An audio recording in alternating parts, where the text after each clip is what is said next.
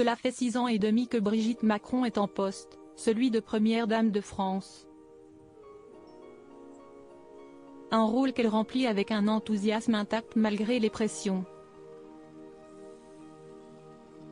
Preuve en est avec le dîner du Forum de Paris et sa rencontre avec son homologue ukrainienne, 2 événements qui ont eu lieu le même jour. La semaine était particulièrement intense pour Brigitte Macron, remarquée déjà lors de la journée consacrée à la lutte contre le harcèlement scolaire. La première dame de France assure avec enthousiasme et énergie son rôle pour le 2e quinquennat de son époux et l'émission ne manque pas. Ainsi, on a pu la voir au summum de l'élégance pour le dîner des chefs d'État à l'occasion du 6e Forum de Paris sur la paix le 9 novembre 2023.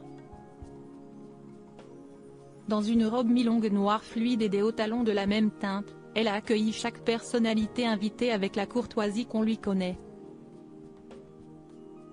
Bises, poignées de main et embrassades se sont succédées devant les objectifs.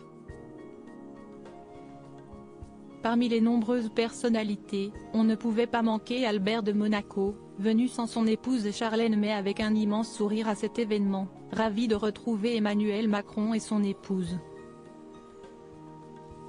Cette année, le Forum de Paris sur la paix a mis en place, en collaboration avec la ville de Londres, une initiative pour réguler l'utilisation et la prolifération des outils de cyberattaque issus du secteur privé pour contribuer à la sécurité et la stabilité de l'espace cyber, selon le ministère français des Affaires étrangères. L'objectif est de faire face au risque avéré d'un marché non régulé, selon un responsable du Quai d'Orsay. Une première phase exploratoire est prévue dans le cadre du Forum sur la paix avant une conférence dédiée en 2024 au Royaume-Uni et une seconde en France l'année suivante.